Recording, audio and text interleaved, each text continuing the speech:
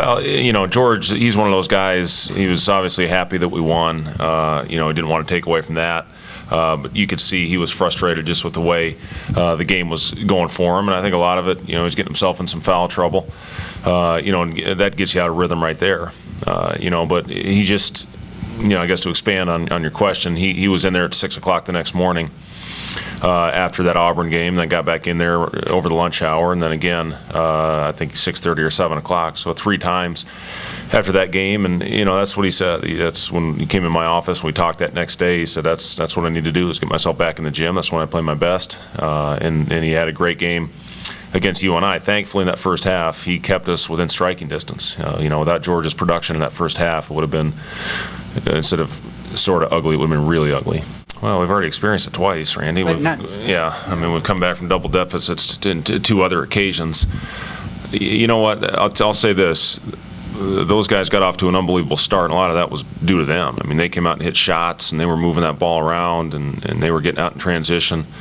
So I give them a lot of credit for that start, especially after going back and watching film on it.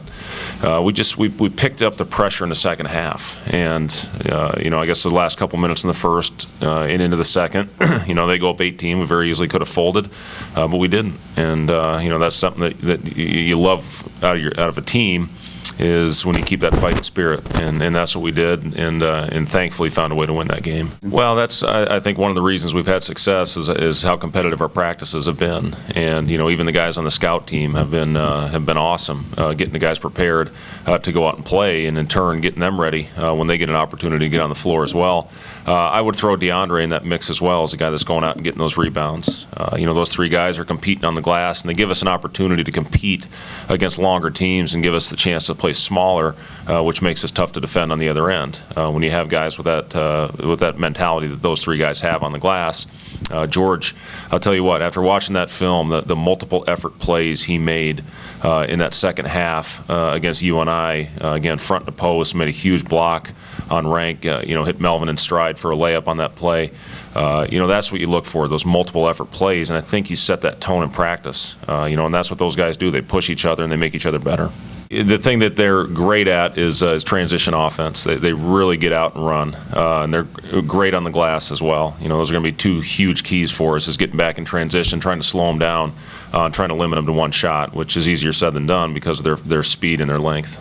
Well, I think it's exciting for both fan bases to have a game like this where you have 2 teams ranked in the top 20. You have 2 teams that are playing very good basketball right now. They're 1 overtime loss away, from maybe being in the top 10. If they would have won that Atlantis tournament that had some great teams in it, they'd be one of the elite teams in the nation right now. So, it's going to be a very tough game. We know that. It's a fun game to be a part of. I love playing in this series, and it's fun to be a part coaching in it as well. I know how special it is for the fans. I think he is. Yeah, he can handle it. He's playing point at 6'7".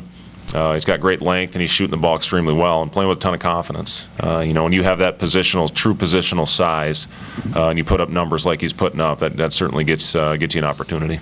Well, I think our guys have really bought into what we're trying to do. I think we've done a good job keeping teams out of the paint. We're contesting the 3, and we're making teams take shots kind of in that mid-range, which is the lowest percentage shot. And that's what you want when you look at the shot chart at the end of the game, is teams are taking shots where you want them to have the best chance to win. Even BYU, Carlino, I think he hit 6 shots either on the line or a foot in front of the line. And those are the shots you want to try and give up. So we're defending the 3 well, and I think we're doing a decent job of limiting teams in the paint. And again, when teams have size advantage on you, that's what you have to do. Yeah, it was. I'll always remember that first one when we played them at Hilton. I sprained my ankle earlier in the week, and I didn't practice leading into that first game. Maybe had my most memorable play when I jumped and kept going and dunked one on AC Earl. That was a pretty cool moment. And then beating them on the road my senior year was a great win as well.